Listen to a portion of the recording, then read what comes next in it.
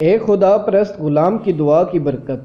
حضرت عبداللہ بن مبارک رحمۃ اللہ علیہ فرماتے ہیں کہ ایک مرتبہ مکہ معظمہ میں شدید قحط پڑا۔ لوگ نماز استسقاء کے لیے میدان عرفات میں جمع ہوتے رہے، لیکن کسی طرح قحط کے اثار کم نہ ہوئے۔ برابر ایک ہفتہ اسی طرح گزر گیا۔ چنانچہ آئندہ ہفتہ جمعہ کی نماز کے بعد لوگ پھر میدان عرفات میں جمع ہوئے تو میں نے دیکھا ایک سیاہ فام ضعیف و ناتواں انسان ہے، جس نے 2 رکعت نماز پڑھ کر اللہ تعالیٰ سے دعا مانگی اور سجدہ میں گر کر قسم کھائی کہ تیری عزت و جلال کی قسم، اس وقت تک سجدے سے سر نہ اٹھاؤں گا جب تک تو بران رحمت سے اپنے بندوں کو سیراب نہ کر دے۔ چنانچہ اس کی دعا کے بعد میں نے دیکھا کہ آسمان پر سیاہ نمودار ہوا اور آسمان اس طرح برسا کہ گویا کسی نے مشق کے دہانے کھول دیے ہیں۔ بعد ازاں اس سیاہ فام بندہ خدا نے اپنے رب کی حمد و ثنا بیان کی اور چل دیا۔ میں بھی اس کے پیچھے ہو لیا کہ دیکھوں یہ شخص کہاں تک جاتا ہے۔ جب وہ چلتے چلتے ایسے مکان میں داخل ہوا جہاں ایک پردہ فروش رہتا تھا۔ میں یہ دیکھ کر واپس چلا آیا اور صبح کو کچھ رقم لے کر اس پردہ فروش کے مکان پر پہنچا۔ میں نے کہا کہ مجھے ایک غلام خریدنے کی ضرورت ہے۔ میری اس درخواست پر اس سوداگر نے تقریباً 30 غلام مجھے دکھائے۔ ان سب کو دیکھ بھال کر میں نے کہا ان کے علاوہ اور بھی کوئی غلام ہے؟ اس نے جواب دیا ہاں، ایک منحوس سا غلام اور ہے جو کسی سے بات بھی نہیں کرتا۔ میں نے کہا اسے بھی دکھا دو، تو سوداگر اسی غلام کو لے آیا جس کو میں دیکھ چکا تھا کہ اس کی دعا سے اللہ تعالیٰ نے بران رحمت کی تھی۔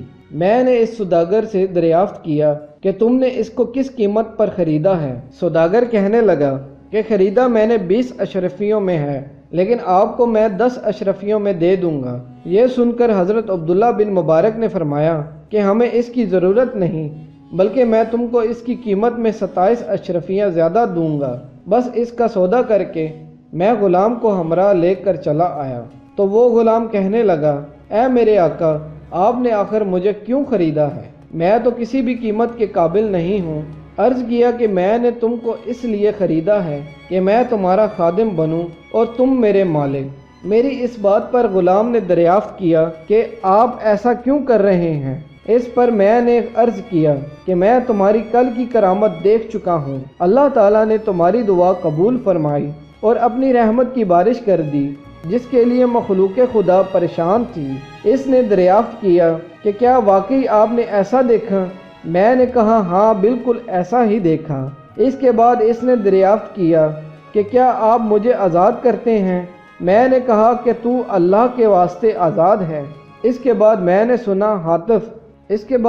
سنا ہاتف غیبی سے آواز آئی کہ ابن مبارک، تجھے بشارت ہو، اللہ تعالیٰ نے تیری مغفرت فرما دی۔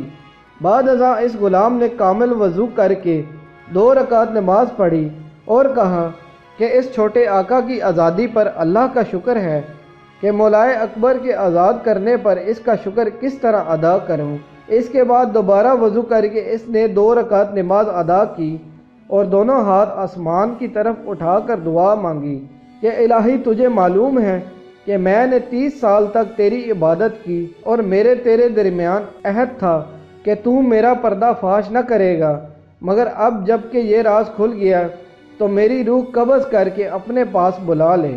اتنے میں وہ بے ہوش ہو کر گرا، جو دیکھا تو اس کی روح پرواز کر چکی تھی۔ حضرت عبداللہ بن مبارک فرماتے ہیں کہ میں نے اس کو معمولی کفن دیا اور نماز پڑھ کر دفن کر دیا۔ پس جب میں سویا تو کیا دیکھتا ہوں کہ 2 خوبصورت بزرگ عمدہ سا لباس پہنے، ان میں سے ایک صاحب نے مجھ سے فرمایا اے ابن مبارک، کیا تجھے اللہ تعالیٰ سے شرم نہیں آتی؟ اور یہ کہہ کر جب وہ چلے تو میں نے دریافت کیا کہ آپ کون ہیں؟ تو انہوں نے کہا کہ میں محمد رسول اللہ ہوں۔ آخر میں نے دریافت کیا کہ میں اللہ سے کس طرح نہیں شرمایا، حالانکہ کثرت سے نماز پڑھتا ہوں۔ اس پر انہوں نے ارشاد فرمایا کہ آج اولیاء اللہ میں سے ایک ولی کی وفات ہوئی اور تم نے اس کو اچھا کفن نہیں دیا۔ چنانچہ جب صبح ہوئی تو میں نے اس غلام کی نعش کو قبر سے نکال کر نہایت عمدہ اور نفیس کفن پہنایا اور دوبارہ نماز جنازہ ادا کر کے دفن کر دیا۔ اللہ تعالیٰ اس پر اپنا رحم فرمائے۔ سچ ہے اللہ تعالیٰ اپنے مطیع اور فرما بردار کی خود عزت بڑھا دیتا ہے۔ جو اپنے آپ کو اللہ کے لیے فنا کر دیتا ہے، اللہ تعالیٰ دنیا کو خود اس کے آگے جھکا دیتے ہیں۔ دعا ہے کہ اللہ تعالیٰ ہم سب کو بھی نیک بننے کی توفیق عطا فرمائے۔